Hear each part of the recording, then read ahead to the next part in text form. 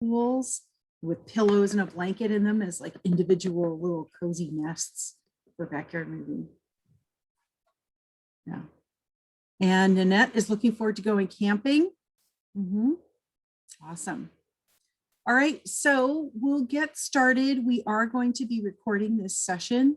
So if you would prefer not to be on the video, feel free to just turn your camera off.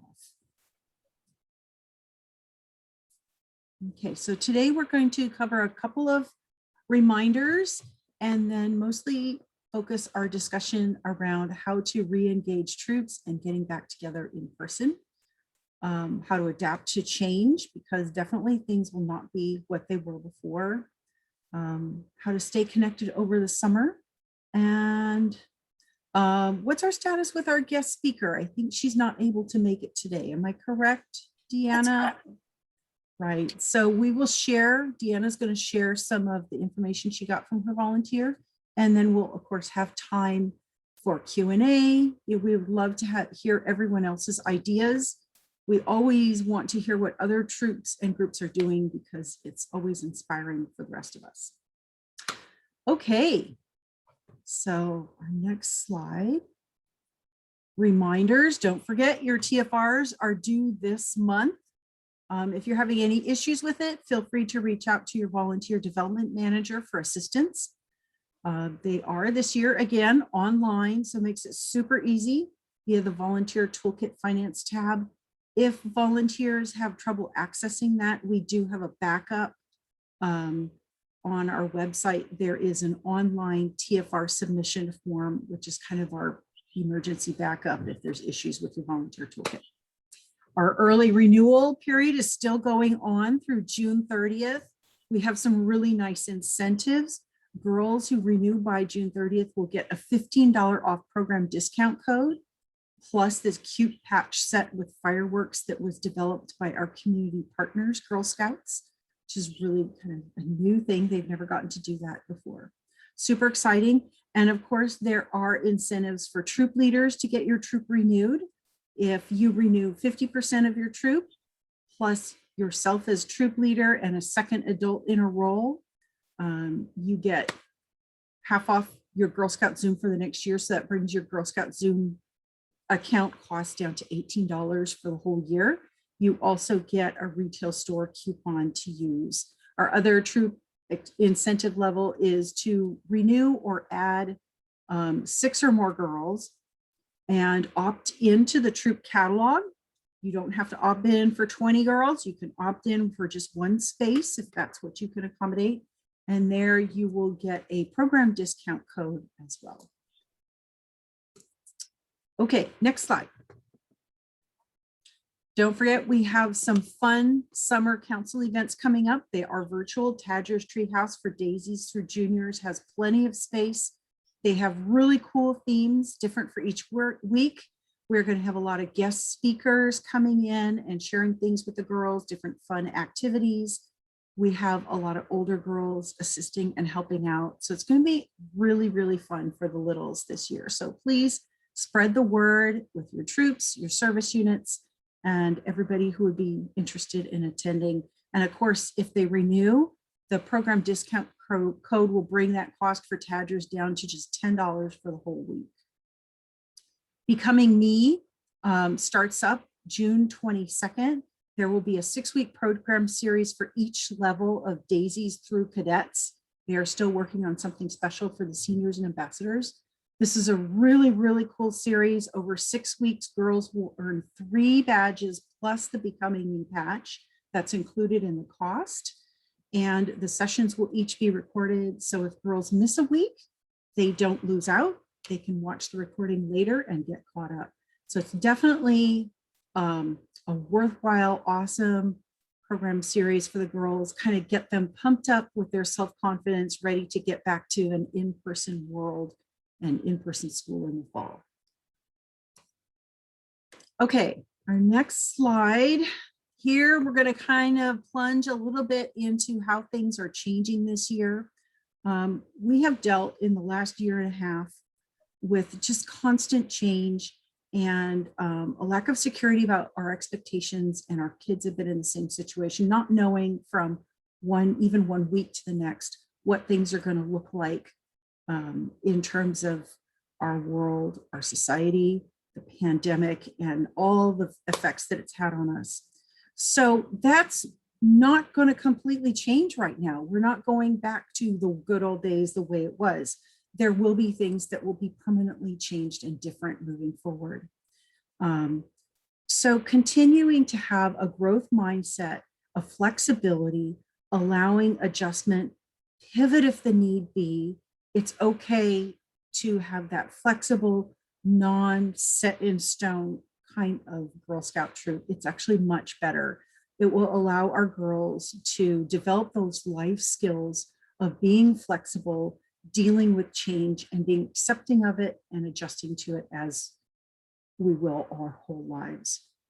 So some steps that Girl Scouts of River Valleys kind of outlined for us. And at the bottom, you'll see a link to the article that they put together on adapting to change. Call out the change, recognize it, don't deny it, don't pretend like things aren't changing or difficult. Girls can see this, they feel it. So acknowledging it just acknowledges their feelings and allows them to have confidence and not have a constant sense of insecurity. Allow time for actually grieving change. Don't downplay it.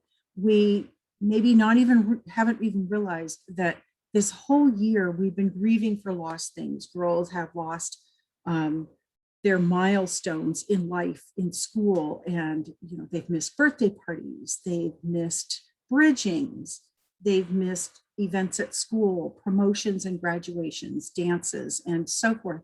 And it's okay to acknowledge that. It's really, really important that we acknowledge that and that we're sad that we lost those things. It is a loss. And in contrast to that grief, find an anchor. It helps us to move forward. It's like a boat in the middle of a sea. It's something you can hang on to. So ways to do that are to make a routine, have a cadence to your troop meetings, routines that you go through every time. Start out with special ceremonies, whether it's everybody wears their vest on Zoom or in person, or if it's starting out with the Girl Scout law or having certain games and certain special things to your troop that encourages that sisterhood. It gives them a solid expectation that Girl Scouts is here and this is the expectations for it, and it embraces their whole lives. And also, especially for us as adults, let go of what we can't control. Accept the rules and guidance that we're working with. And we can't control everything on a normal year, on a normal life basis, or what we think of as normal. And we certainly can't do it now when there's so many unknowns and things in flux constantly. So let go of trying to control every detail and just let yourself flow with it and be flexible. Okay, next slide.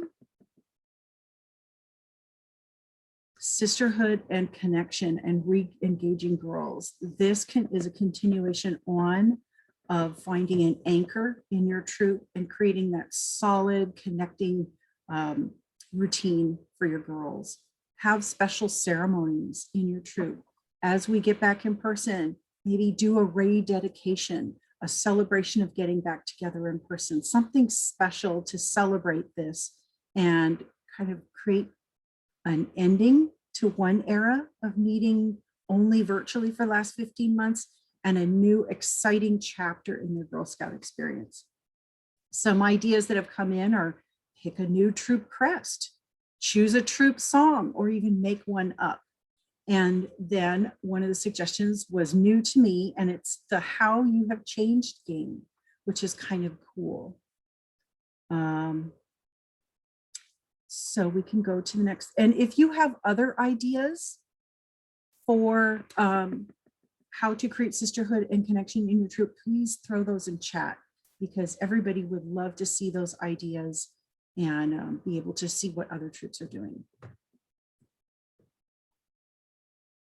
So we thought, because we just talked about the How You Have Changed game, we would play that with you all. So come off mute, drop your response in chat, how have you changed in the last 15 months since you met with the troop? Does anyone want to be brave enough to go first?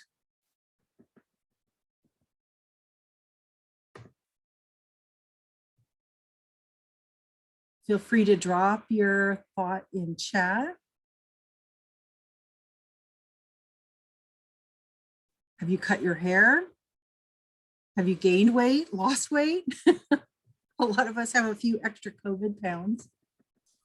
Or maybe, did you get a new pet? Definitely gained weight, right? I know some people have gotten new pets. Oh, I like this. Become more flexible about what a meeting looks like. Learn so much about tech. That is so true. I think all of us have really taken leaps and bounds in our technological embrace of the virtual world. Cheryl says she learned how to relax more, right? Our schedules don't seem as busy outside the household. Yes, no perfect meeting, just have that meeting that is fun for the girls. Sometimes the unstructured meetings and the unexpected things are the things the girls remember most fondly. All right, Heather says she's been exercising more. That's nice. Less driving, more activity. Good for you. That was one of my goals. It didn't actually happen. I think there was all one right. where I was like, it's going to be a running month. And after that, that's all. Doing a party online, right? We wouldn't have had any idea how to do that. Doing yoga, spending more time with our families. Excellent. Learning to be more grateful. Isn't that true? Very true. More tech savvy. Yes, for sure. So there's lots of things to be grateful for in the last 15 months. And I think try this out with your girls. It can be simple things, as simple as I cut my hair, I got braces. So many different things. I took a class online and really liked it. So see if that's kind of a way to acknowledge what's been going on in the last 15 months. And also remember that despite all the insecurity and stress of the last year or so, there are things to be grateful for. We do have so many interesting opportunities online. There has been so much Girl Scout program shared out there that we don't have to develop because we didn't know somebody else already did it, or we didn't know who had it. And there's been a lot of cool stuff. A live safari, that's very cool. Yes. Learning not to kill plants, right? Take better care of our houseplants. Awesome. Excellent ideas, everybody. Thank you for sharing that.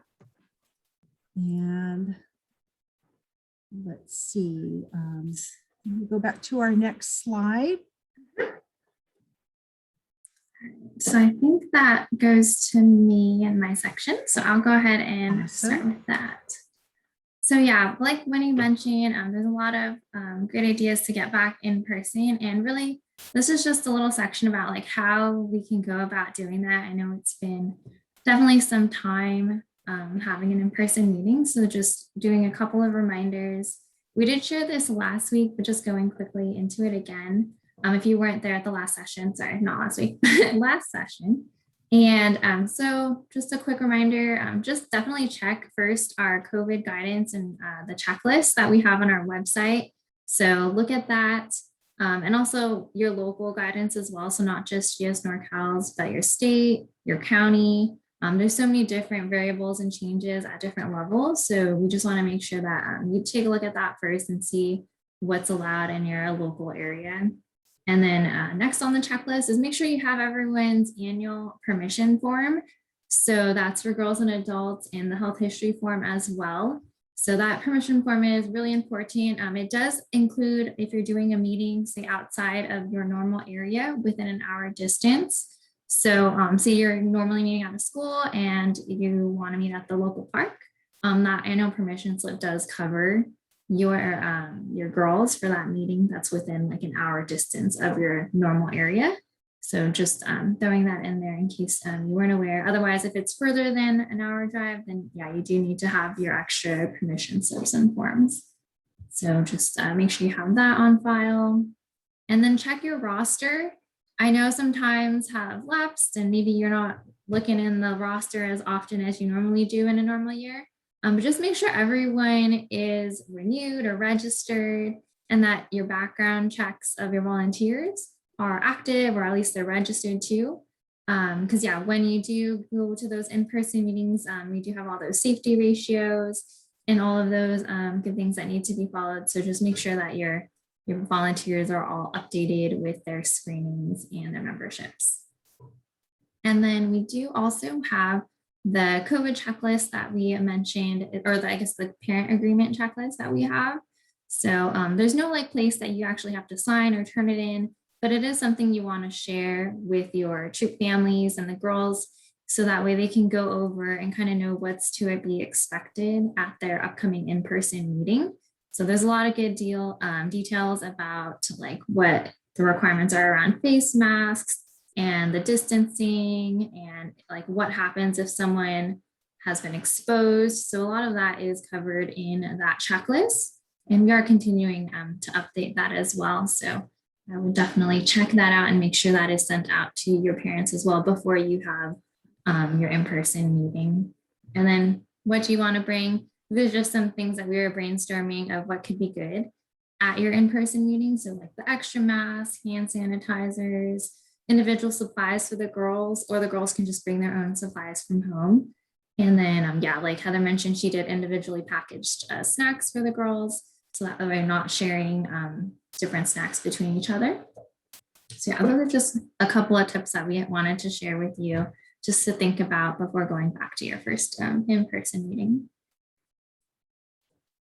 And then this is our checklist. I'm sure you've seen it, it's on our website as well. So right now we're, I guess, depending on your tier, we do have in-person Girl Scouts allowed outside for all tiers. And then in orange and yellow, you can do indoors as well, provided that you're following all of the guidance. So again, just check your local websites and our website as well for updates. We are continuing to update that page as we get more guidance from the CDC and the state. So definitely check those out. And one thing I wanted to highlight is at the moment, no overnights for Girl Scout events are allowed at this time, as well as carpooling. So no carpooling or overnights. But again, we're continuing to review and checking things. So as things change, check the website, and then there may be some updates. But we're currently under our current guidance, that's not allowed. And so getting back to in-person. So I know, I'm sure you probably aren't familiar with our volunteer learning portal, and that's where you're going to want to go for all of the cool in-person, or not, online trainings that we have, so that way you're ready for your next outdoor adventure. So on the left side of the screen, we have just your normal level trainings. So if you're moving to next level, definitely check out these level trainings so you kind of know what to expect with the programming for that level. And as they progress, certain levels may be able to travel more or do more adventurous things. So you would definitely want to check out our training just to see what's available at the next level. And then we have our, in the middle column, the outdoor training and first aider training. So you definitely want to have that as you're preparing to go for your outside meetings. You want to make sure you have someone doing the first aider training. And if you're doing some sort of outdoor trip or travel, we do have those. And this is all in our volunteer learning portal, like I mentioned. So it's that link on the side, so training.gsnorcal.org. And you do need to have a login. So if it's your first time visiting here, create a login. That way all the training is tracked to your account. And so going a little more into the first aid and CPR certifications. So you do need to take that first aider class that I was mentioning in the learning portal. And we do have approved vendors of American Heart Association and the Red Cross. So if you expired before or February 2020 and earlier, you do need to retake the full course, and there are hybrid options. So I know both American Heart Association and the Red Cross have hybrid first aid classes that you can take. So like an online session and then an in-person distance like skill session or practical session. And then if you expired March 2020 or earlier, there is the option I noticed on the Red Cross that you can do a provisional 1-year online only.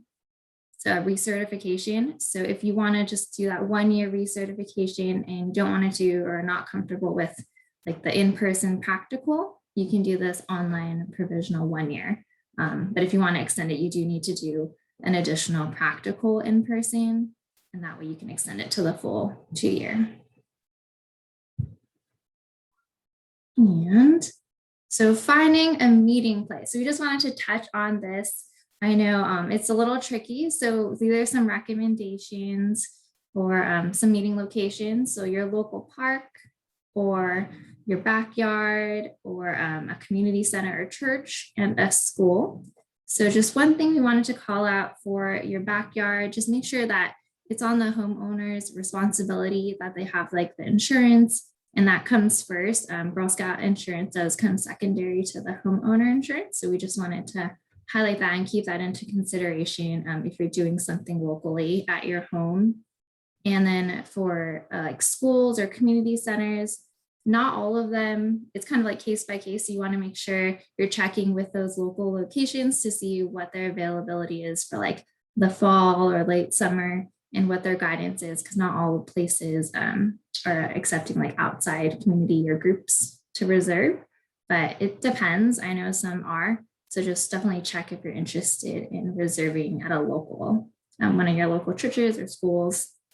And with that, sometimes they have those facility use agreement forms that you have to fill out, or you're asked to fill out, or like a hold harmless form. Troops do not need, are not legal entities, so they can't sign into one of those contracts. So if you do get sent a contract that you need to fill out, send that over to insurance@gsnorcal.org, and then we will sign it for you and then make sure that gets approved and filled out properly. So if that comes up, definitely send your contract into us, because yeah, you don't want to put your name liable or anything like that on those contracts. You want it to have GS NorCal's stamp and signature. So that's kind of a little into the nitty gritty of finding locations. And there's a ton more of resources on our Volunteer Essentials links and web pages. So I just wanted to demo really quickly where you can find all of this. We are sending out the slide deck, so you'll get the quick links right here. But let me go ahead and grab to our website and show you guys where we can find all of that. So if you go to the gsnorcal.org, hopefully everyone can see that. And if you go under volunteers, and then you just drop to volunteer essentials, safety-wise, you definitely want to go there. So Volunteer Essentials has all of the details. So like about the programming and volunteering, and even for money, if you need tips on finance reports. But safety-wise is where you want to go when you're thinking of activities. So say you want to go kayaking or doing like horseback riding, you're not really sure what the safety guidance is around that. Definitely go to the safety-wise section, and that will go into all of your details. We have like our approved vendor list here. What happens in an emergency, and like the safety ratios if you're not familiar. So you just expand the section and it has the details that you might need.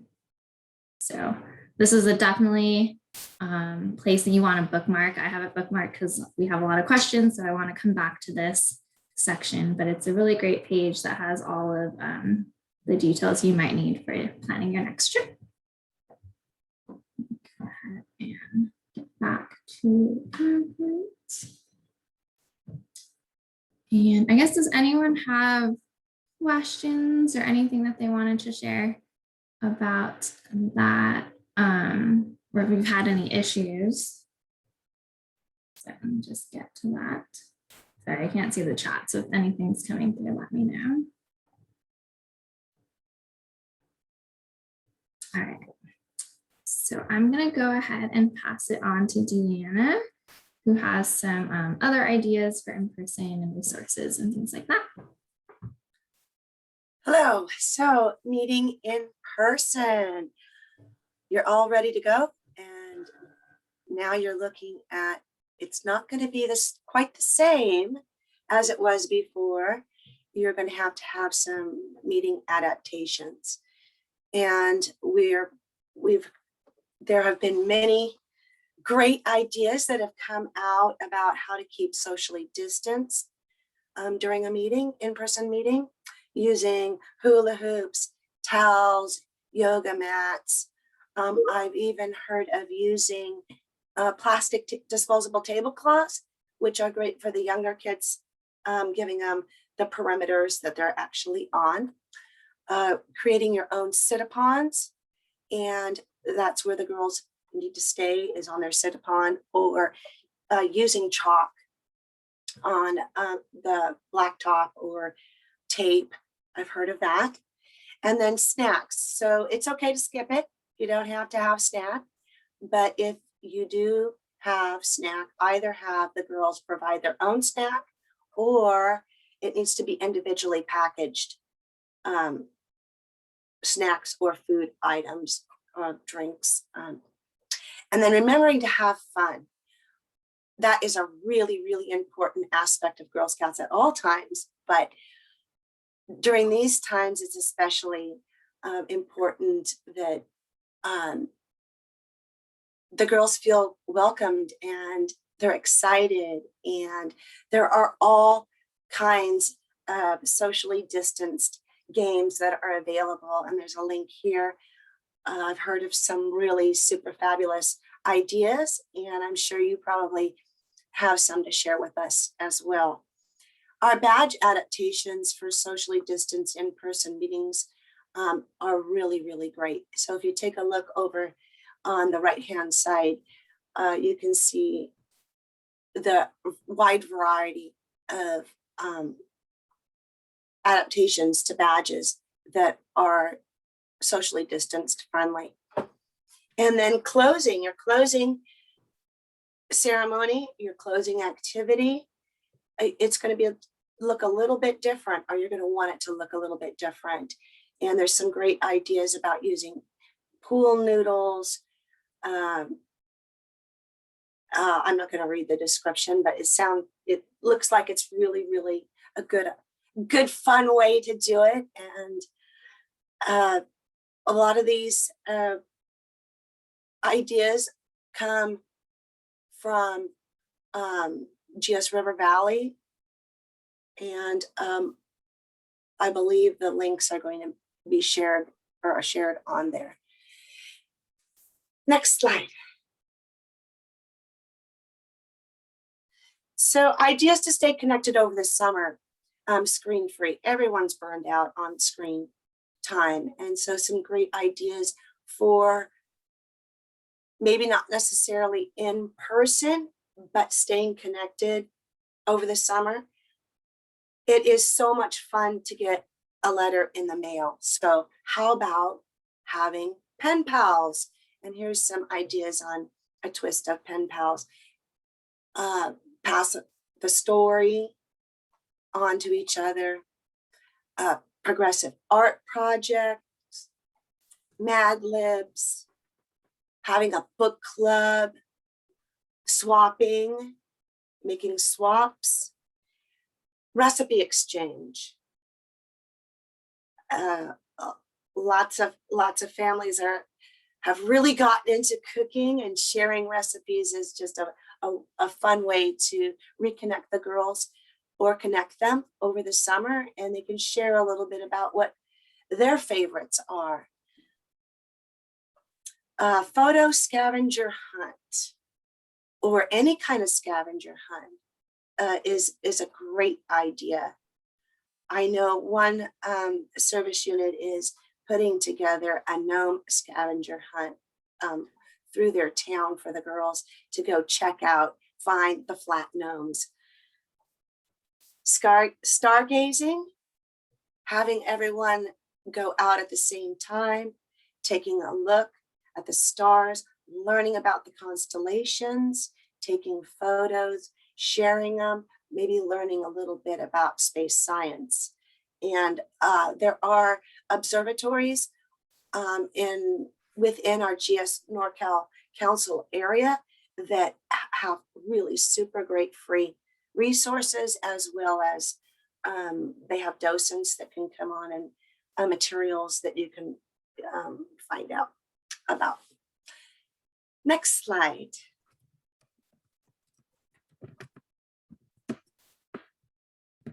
So unfortunately, our guest speaker could not be here today, Jen Friesen. She is from Service Unit 108 in Petaluma, and she is a dynamic troop leader who has made virtual Girl Scouts just a very, how do I put it, dynamic. And she's turned that now into in-person meetings that are following safety guidelines for the county youth sports guidelines, state, our guidelines. And so these are some of the ideas that she has come up with and has done and taken pictures with her troop. So we have a potato race, making sit-upons. Next slide. She held a backyard movie night. This was not an overnight. This was a socially distanced movie night with the troop. And they had individual pizzas delivered for each girl, and they wore their masks. They had supplies, and the girls just had a super great time. And it was a really nice way to re-engage them and get them back together after being distanced for so long. Next slide. So I don't know how many of you have heard about slacklining, but this is a great way to learn balance and to engage the girls. And slacklining is kind of like tightrope walking, except that it's not as dangerous. It's down to the ground.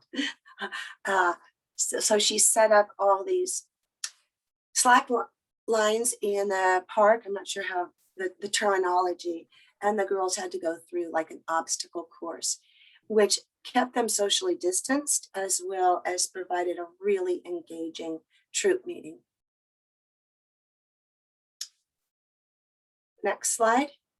So Jen has provided some tips that she uses, and knowing Jen, she is very organized and prep before her meetings, before whatever she does is very paramount to her. So she holds a Zoom meeting prior, going over the expectations, not assuming that girls and families are going to know what to do, and prioritizing it for them. Just kind of a gentle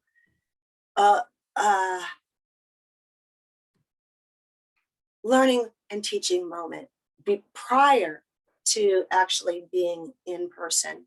And then she sends out the parent troop COVID agreement for every event prior to meeting in person. And then during the meeting, gentle reminders for social distancing.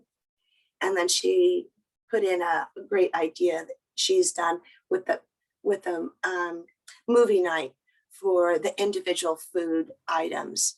It was the individual pizzas for each girl that was delivered. Really nice, safe way to follow the guidelines. The other ideas that have come up from both her service unit and a couple of other very dynamic leaders in my area has been I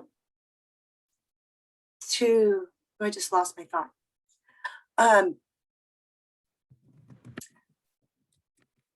When they weren't quite ready to meet in person, to do it slowly. So they had the families go on a sequenced hike before they met in person. They provided, what was that? Kits for each girl to bring to each meeting. So each kit had their hand sanitizer, extra mask, their some wipes, their sit-upon or a tablecloth, and in a cute little bag. And those girls were responsible for bringing it to the meeting and taking it back with them so that nobody else was touching anybody else's materials or things. And yet those girls all had what they needed to follow social distancing and safety guidelines for an in-person meeting. So now I want to move into what ideas you have. Can you share with us some of the fabulous ideas that you've come up with or you've heard about? You can share them in the chat, or you can unmute and share with us so we can pass this information on to others. And I know we did have a question from Heather about camping. So I also wanted to quickly address that before, I guess, the idea of sharing. So Heather, did you want to unmute and ask your question? Yeah, I did want to ask. So I know that there are Girl Scout camps going on this summer, right? At, I don't know, wherever, Sugar Pine or wherever the different camps are. So I'm confused. Why is that allowed, but we're not allowed to camp with our troop? What's the difference there? That's a good question. So with our camp, like at the camps that we're having with council, we do have like our staff members that are going through like a specific training that we're hiring that's like to learn them about how to handle like different safety guidance and things for the campers. And then we are requiring that the campers show, I think, is it a negative COVID test result within 72 hours before going to camp. So we do have some guidance on that, and there's additional camp guidance that they have to follow and everything. And it's a 2 or 3 week session. So they're long sessions. It's not just like an overnight, because they want to try to stay with like the pods and like making sure that the girls aren't mixing too much. So they're following that guidance with staying in their cohort of however many campers per unit, and they're not mixing with other units, and they're staying there for like 2 or 3 week sessions.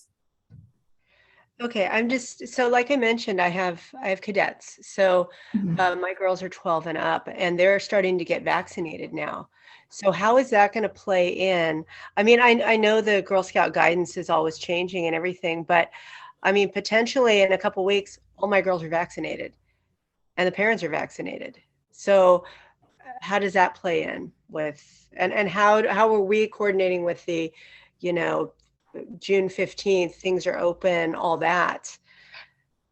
Yeah, so that June 15th date, we are kind of taking things case by case. So if you have something that you're thinking of planning, send that in and we'll look at guidance and all of that, what's going on. And we're also waiting on that June 15th date to determine what council's stance is on different things related to like opening of COVID and things like that. So we just want to make sure we're checking those as well. And so, yeah, that's definitely a good question. And it's kind of a case by case situation. And we're not really seeing any like blanket statement, because there's so many different variables and different counties and places where people are at the moment. I know. Yeah, so yeah, it's tricky. But yeah, under our current guidance, we can't do overnights at the moment, and as well as like carpooling. So I would just submit your forms, and our risk team can also take a look as well if you're interested in doing that. Yeah, submit a trip approval form, and our risk management department will work with you, and potentially, you can look at starting to plan a camping trip after June 15th, because our COVID team and risk management team are closely watching the guidelines from the CDC and from the state. And we do anticipate that depending on what the state actually puts out on June 15th, we will see changes in our protocols that we're putting out to troops, but we can't, I mean, there's no way we can tell you for sure what that's going to be yet, because we don't know for sure what the state or the CDC are going to say. But should everything go well this year, and with increased numbers of vaccinations and kids having that available, we do anticipate that as things move forward, troops will be able to start getting out and doing their camping and their trips. Okay, and I know the lesson we've all learned, I guess, from the pandemic is things are always changing. You can't really plan Exactly. far ahead. So okay, so I'll just keep an eye out for changes. I know that things are rapidly changing and mostly for the good right now. So Right. so I'll just keep an eye out for that. One more comment. I was camping last weekend with my family at Manresa Beach down here in Santa Cruz, and there was a huge group site, like 4 regular sites, but grouped together, of BSA Girl Patrol. I don't know what they're called. So the Boy Scout girls are camping. And so I don't know. I mean, I don't know what rules they're going by or whatever, but it was definitely a group gathering and they were all camping together. So I'm feeling like we're getting a lot of mixed messages between, like, BSA is doing a lot of things outdoorsy, and that Girl Scouts are really not able to. So, and I know that one of our troops here in Santa Clara had just formed splintered off and went with BSA, whatever they're called, Scouts of USA, so I don't know how closely we're watching what else is going on, and we're seeing our numbers go down, and I'm wondering if that's part of it. Because girls want to be outdoors. So if BSA lets them do that, that's what they're going to do. Well, it's not possible for us to really comment on what BSA's policies are in terms of outdoor activities. And I understand where you are, because my family is also a Boy Scout family in addition to being a Girl Scout family. So, and the programs are very different, but we as Girl Scouts have felt it's really important to align ourselves with the CDC and with the state and err on the side of caution. And we definitely want girls to be out there doing fun stuff and encouraging them up till now to do it with their families. And as soon as possible, we look forward to definitely getting back outside for sure. Yeah. I mean, my girls don't do it with their families, so that's the thing. So they're not. I mean, I do it with my family, but I'm the leader, and I'll do it with the troop too. But anyways, I know it's just a tough time. But like my daughter, she's like, that's not fair. Why do they get to do it and I don't get to go with my troop? Well, one of the things that we have observed is that a lot of the camping sites are starting to book up. So, if I have been telling volunteers, if you are tentatively planning a camping trip for later in summer or the fall, go ahead and book a site, because it may be gone if you wait too long. If it's not possible to do the camping trip later this summer or in the fall, you can get a refund, or just, give up that $20 or $25 that they charge to reserve a site. But they're booking up fast. So if you're going to start planning something, go ahead and book your site. I know our staff member Anna Lomas is on, and she has some information and ideas as well for in-person activities. So I want to make sure that we give her a chance to talk. Yeah. But Heather, feel free to keep in touch with us and with your volunteer development manager in terms of updates. And I totally feel your concerns and feelings about stuff the Boy Scouts are doing as compared to Girl Scouts. Yeah. Thanks for all your great answers. I'm sorry, I had more questions than I thought I did. So sorry, move on to not at all. That's what we're here for. Thank you. Anna, you want to share some stuff with us? Hi, honestly, I'm so excited. Getting back in person so I have a 9th grade troop, and I just started about a month ago a new 6th grade troop, or sort of general cadet troop. So we're kind of all going home. My 9th graders have been waiting for a long time. It was very difficult getting them together over Zoom. They were in that kind of high school mind frame where we don't unmute, we sit on mute and we just listen. and it was very, very difficult kind of getting them interacting. So that didn't work well for us. But as soon as we were able to meet in person, we've done a lot of fun stuff. So we've been kayaking. We did an outdoor STEM event, which was led by one of our girls to earn a STEM badge, 25 different STEM activities in one afternoon, including bottle rockets and all sorts of fun things. So that was good. And just kind of getting them to be hands-on and outside. And with my cadets, we are still getting to know each other. So if anybody has any ideas of how to actually kind of, get people to get to know each other in a socially distanced way, I would love to hear them. But we did take a hike to see peregrine falcons, which are at Castle Rock in Walnut Creek. It's a wonderful hike, and it's not too strenuous, but there's a lot of interesting things to see along the way. And then you get peregrine falcons at the end of it. And we are planning an outdoor backyard movie at the end of May, just kind of like in a hopeful getting to know you way. And some other fun stuff over the summer, but the big thing that we're doing is we're planning to go to Death Valley. I was like, we're on this. So we are putting in process a trip to Death Valley in November. So that's about it for me. It's good you're going in November. It'll be a little less hot. I've been wanting to do this for a long time, and I decided, right, I'm going to take the plunge because we've been shut up all this time. It's time to do some big things, and apparently it books up really early. So so we booked a group site in November. Looking forward to that. Awesome. Thank you, Anna. And so we had a question in chat about the troop crest. Lauren, do you think you could pull up maybe the Girl Scout shop or one of the pages that will show the different troop crests? A troop crest is it's a little patch that goes on the vest, and they will have different symbols, and each different symbol has a different meaning. So I remember my troop picked out at one point, they picked out the troop crest that had a lei on it of flowers, purple and white flowers, and that was for friendship. Here, Lauren's pulled up some of them. Each of the different images has a different meaning. And so we had the girls kind of look at the meanings. If they look at the pictures of the crest, they'll pick it on which picture they think is prettiest. But if you give them the meanings of the crests, then they'll pick out based on meaning. So I suggest kind of doing a blind test first and then let them see what it looks like or narrow it down.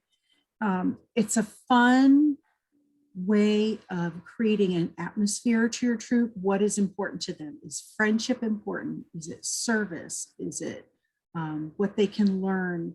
So all these different crests have a little bit of a bent, and the troop can kind of choose what they love.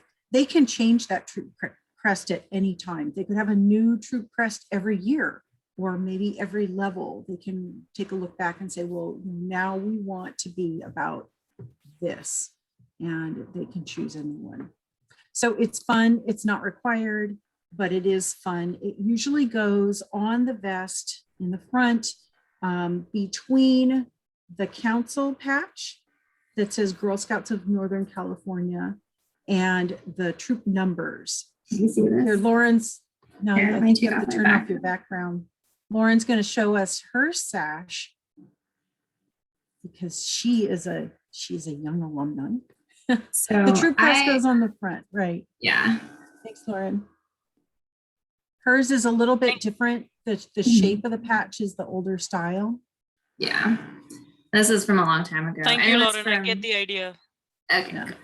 It's very cool. It's a nice way to kind of give your girls a focus.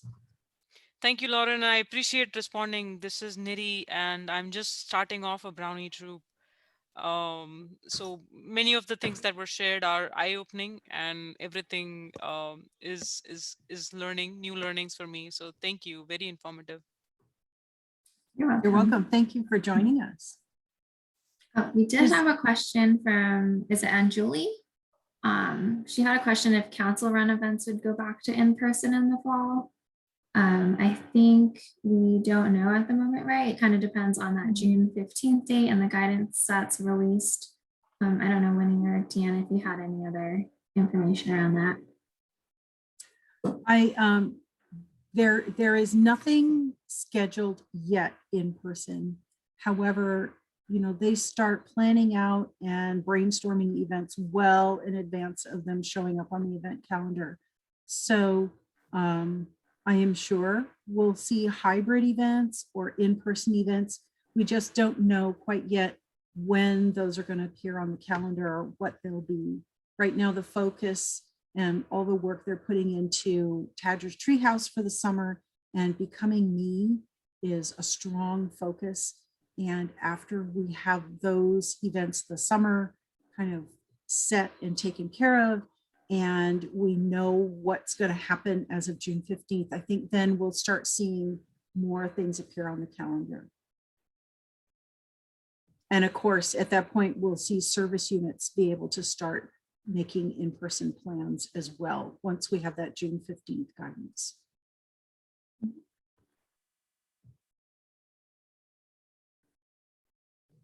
Yeah, we wanted to mention too, we shared a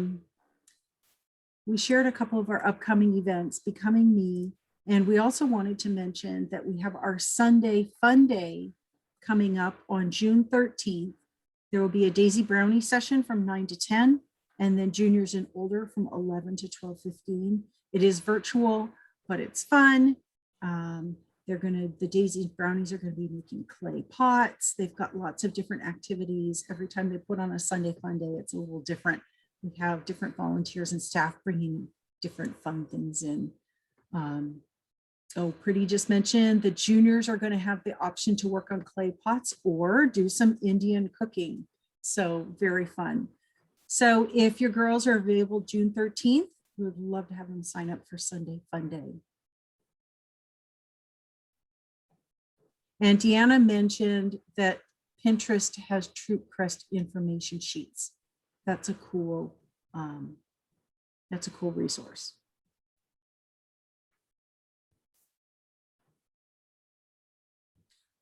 We also have coming up next week on, let's see, let me take a look at my calendar. I believe it's June 9th.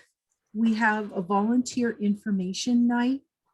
And that is for volunteers who are interested in learning more about working with the Becoming Me program, either volunteering with the sessions this summer or learning the curriculum and getting tips on how to put it together for your own area, your troop or your service unit, and presenting a Becoming Me event. And definitely, the series this summer is virtual.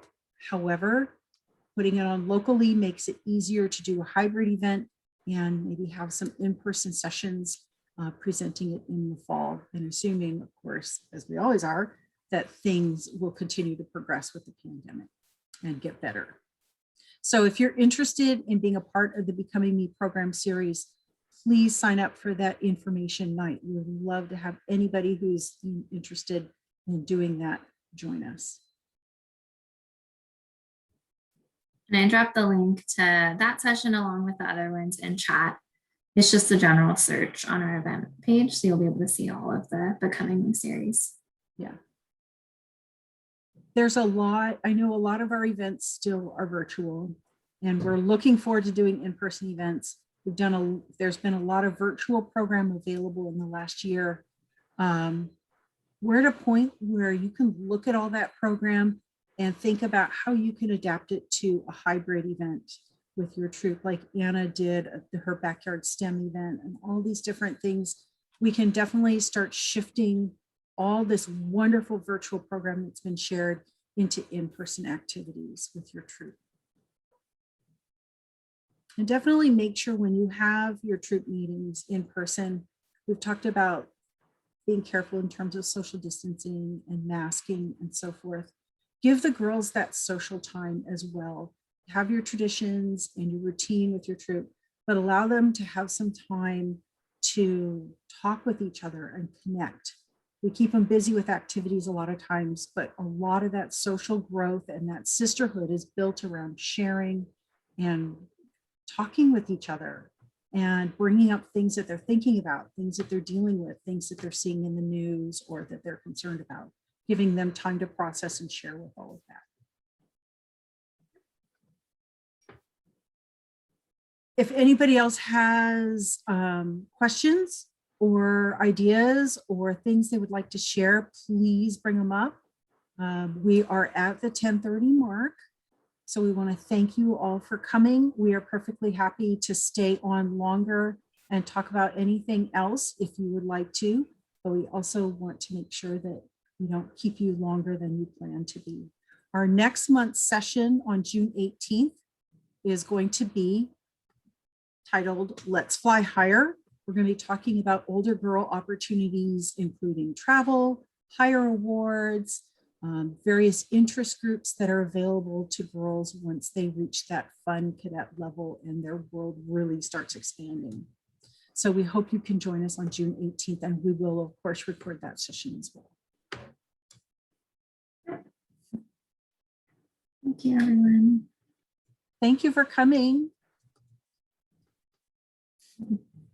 And always feel free to reach out to any of us if you have questions or have concerns or want to share what your troop is doing. We're always really happy to hear. Thank you. Morning.